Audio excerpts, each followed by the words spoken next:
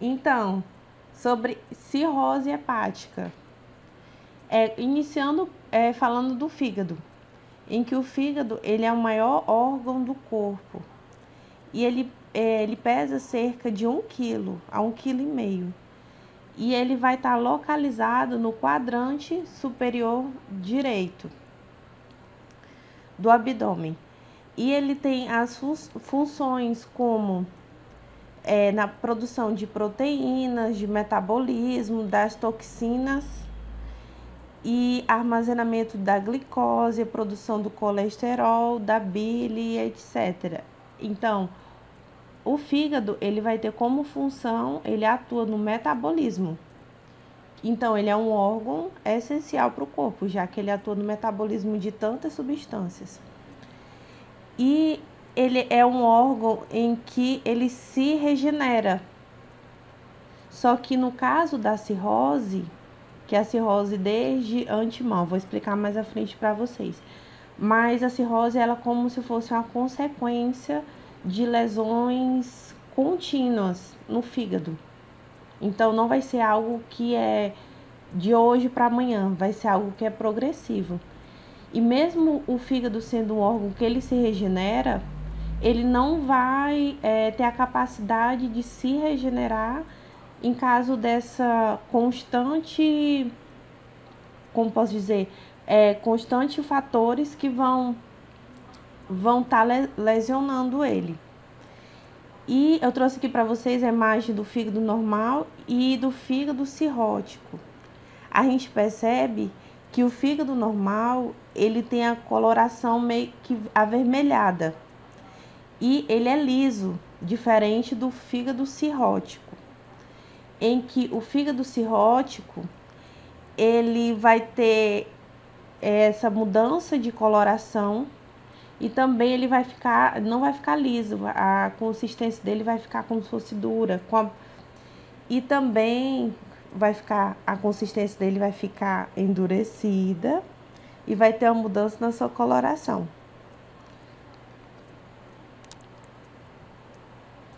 E em caso da cirrose, que eu falei para vocês, a cirrose, ela é o resultado de agressões sucessivas ao fígado. Então, vai ser o resultado final de uma agressão persistente, em que vão ter fatores desencadeantes, como, por exemplo, o álcool, mas não é somente o álcool. E a cirrose, ela é ocasionada pela insuficiência hepática e hipertensão portal. Esse vai ser o processo da cirrose, para o acontecimento da cirrose. Deixa eu voltar só aqui um pouquinho. Eu vou explicar mais à frente para vocês, mas de antemão. A insuficiência hepática, o que ela vai acontecer? Ela vai ter uma diminuição das proteínas essenciais provocada pelo acúmulo de toxinas, que mais à frente a gente vai entender. E a hipertensão portal vai ser relacionado à ascite, que é a famosa barriga d'água. Aí outras causas, que vai ser principalmente, acredito que a mais conhecida, por uma cirrose alcoólica, que é o excesso de álcool, em que ela vai ocasionar a esteatose hepática, que é a presença de gordura, que vai levar essa cirrose. Hepatites virais também, principalmente a B e a C, que são transmitidas via sexual. E a pessoa, inicialmente, a cirrose ela pode ser assintomática. Então, até a pessoa procurar, deixa eu só aceitar aqui, até a pessoa procurar atendimento, ela pode estar com os sintomas que a gente vai ver lá na frente. Também a cirrose ela pode ser ocasionada não somente por alcoolismo ou por hepatites virais, mas também por esteatose hepática não alcoólica, que vai estar associada à obesidade, à diabetes mellitus e também à desnutrição. Esse caso aqui é de uma vida sedentária, de uma alimentação inadequada. E também pode ser causada por doenças autoimunes, como por exemplo a hepatite, em que vai ter essa produção de anticorpos, isso que é uma doença autoimune, em que o próprio corpo vai reconhecer como algo estranho e ele vai produzir anticorpos. E também a cirrose biliar primária, que também ela é uma doença autoimune.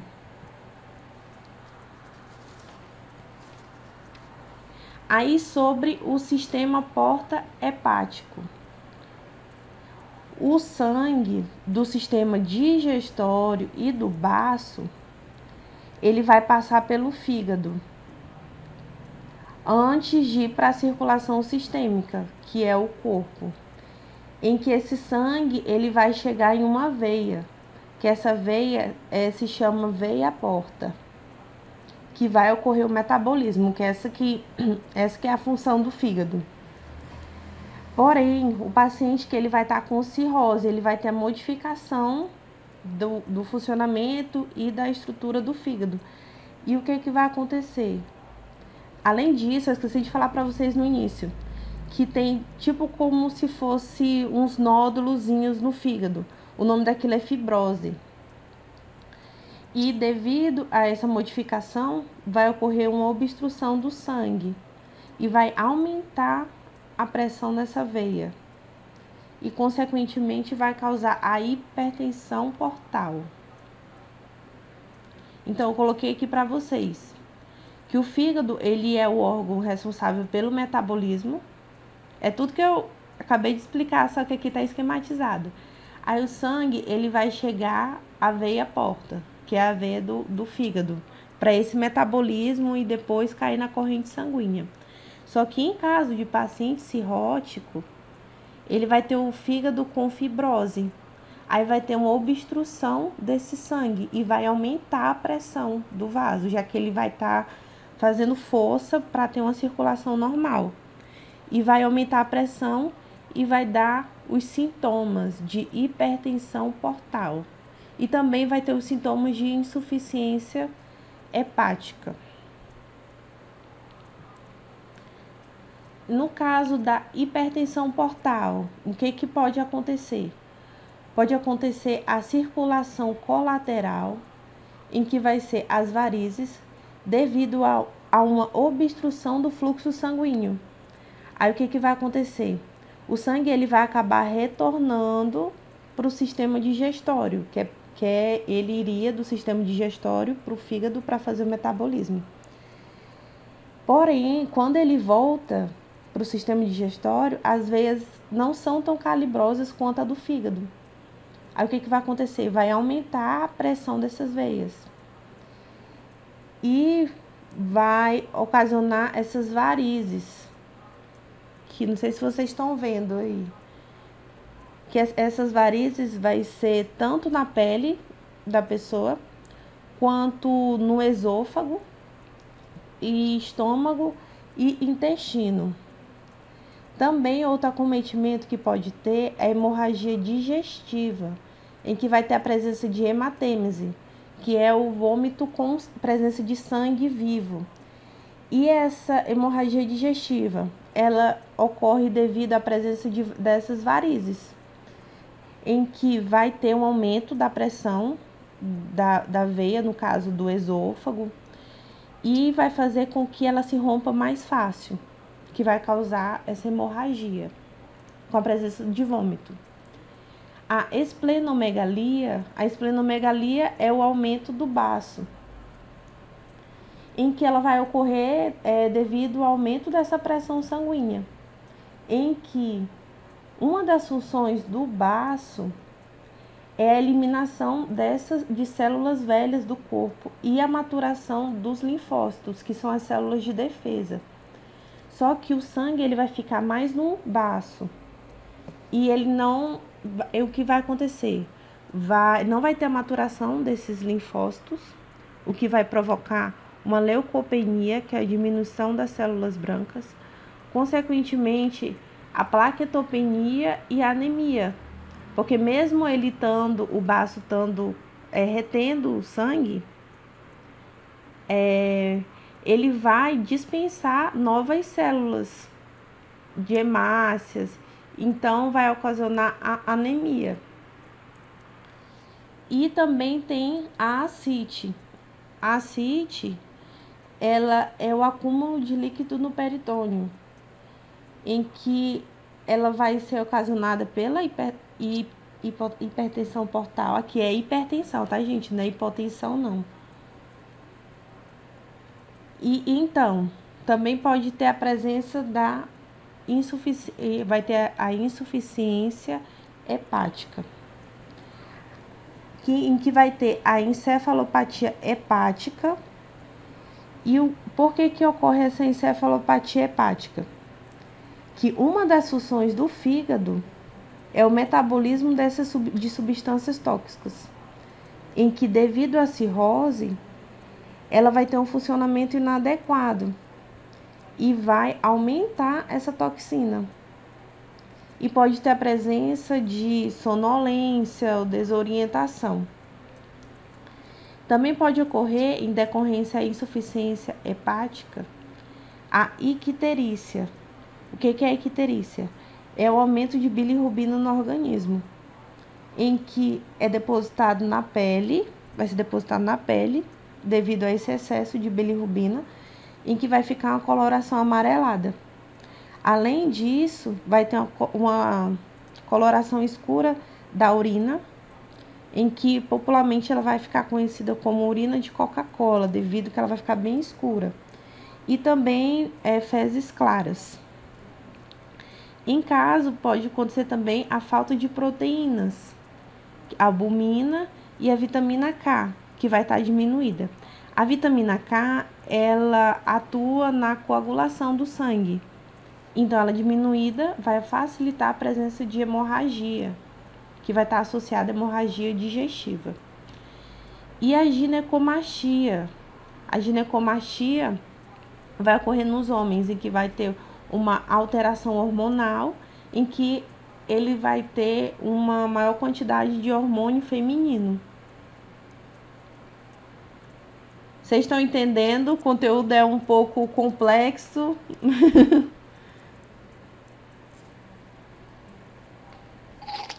Dá pra entender sim, professora.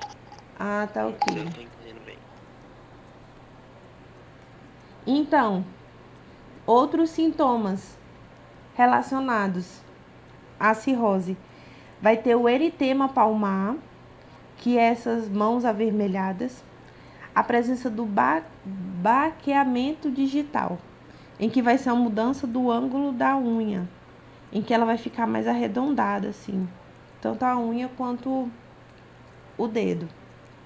Lembrando que a fase inicial da doença, ela é assintomática, por isso que ela é tão grave, porque inicialmente ela, além de ser assintomática, e pode também ser associada com sintomas inespecíficos.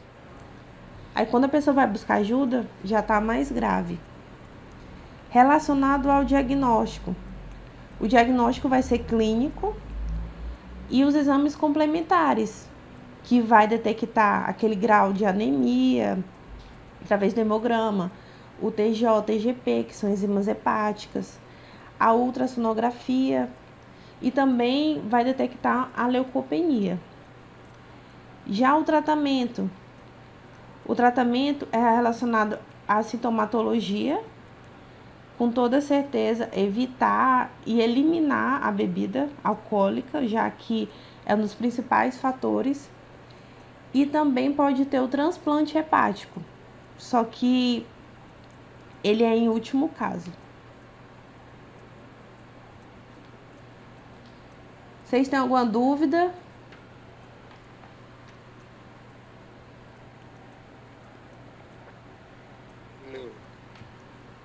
Só beber um pouquinho aqui de água, que minha voz tá falhando. Então, a gente vai dar uma introdução sobre as doenças endócrinas, que é o hiper e o hipotiroidismo, e também tem a diabetes. Só que eu não vou abordar hoje, porque vocês vão fazer o trabalho. E a gente vai abordar no dia que vocês entregarem o trabalho. Acho que vai ser até melhor, vocês vão entender melhor, e também vai ter o esclarecimento de dúvidas. já que vocês vão fazer o trabalho. Então, o hiper e o hipotireoidismo, ele vai estar relacionado à glândula tireoide, que é essa glândula que está no pescoço como se fosse um formato de borboleta, em que ela é uma glândula situada na base do pescoço. Ela não é palpável, ela só vai ser palpável em caso de alterações, no caso do hiper e do hipotireoidismo. E ela vai atuar na produção de hormônios tireoidianos, que são esses hormônios T3, que é a triiodoteronina, e o T4, que é a tiroxina. Então, tem o hiper e o hipotireoidismo, que são as alterações. Sempre eu vou fazer uma comparação entre uma e outra, que um é o inverso da outra. Eu acredito que vocês vão entender bem mais fácil. O hipertireoidismo, o que ele é? Hiper é excesso. Então, ele vai ser o aumento da atividade hormonal, em que 70% ela é causada pela doença de Graves, eu acho, que ela é uma doença autoimune. Outras causas também pode ser a tireoidite viral, adenoma, que são glândulas na tireoide, e o uso de suplementos. Aí eu coloquei até aqui para vocês a oftalmia de Graves, que é o que causa a doença de Graves, que ela vai causar a exoftalmia, que é os olhos dessa maneira. E o hipertireoidismo, a prevalência dela é em mulheres em menopausa e puerpério, que é o pós-parto. Já o hipotireoidismo, hipo quer dizer diminuição, então vai ter uma diminuição da produção hormonal. O hipertireoidismo vai ser o excesso de atividade, e o hipotireoidismo vai ser o contrário, vai ser diminuição. Então vai ter uma produção hormonal insuficiente e uma diminuição de velocidade do metabolismo. A principal causa do hipotireoidismo é a tireoide de Hashimoto. Outras causas também do hipotireoidismo pode ser em decorrência da remoção da tireoide, que não vai ter a produção do hormônio. O hipotireoidismo congênito, que vai ser em decorrente ao cretinismo, que mais à frente eu vou mostrar para vocês.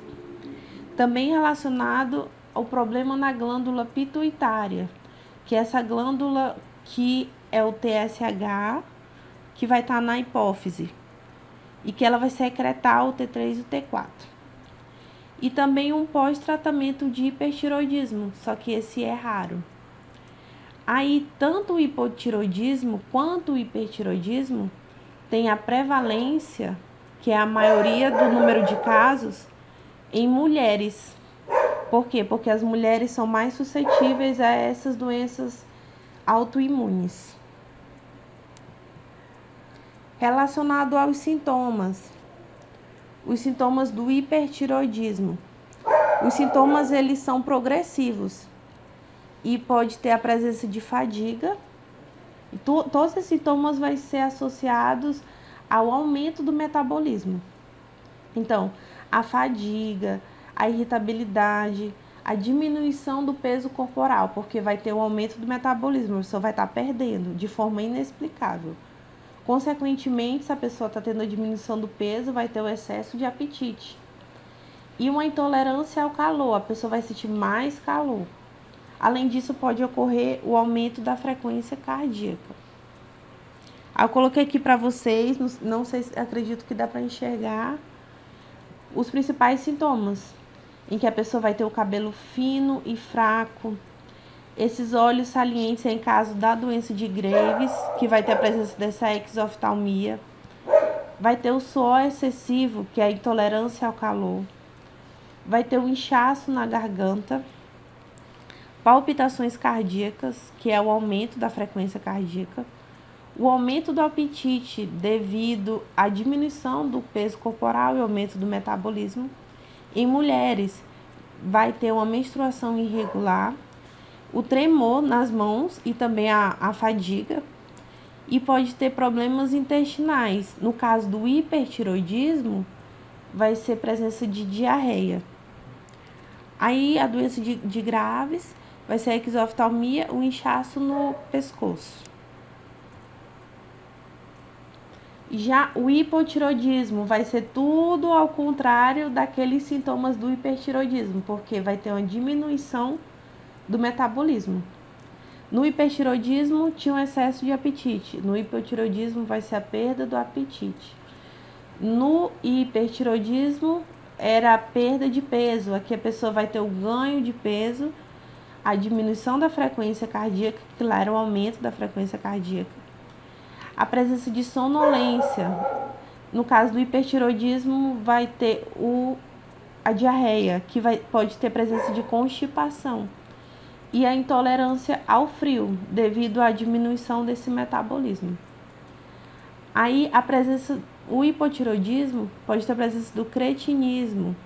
Eu até coloquei aqui a imagem para vocês. O cretinismo, ele se dá pelo hipotiroidismo congênito, em que, durante a vida fetal, não vai ter a formação da tireoide, ou ela vai ser incapaz de produzir a quantidade adequada de hormônio. Aí vai ter uma diminuição dos hormônios. E no cretinismo vai ter a presença de baixa estatura e também vai ter a presença de confusão mental.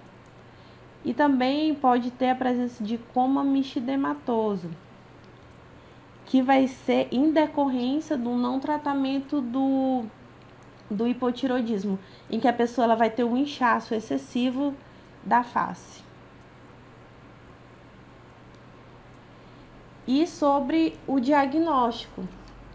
O diagnóstico vai ser o exame dos hormônios, T3 e T4, e a realização de uma ultrassom em caso de alguma alteração desses hormônios.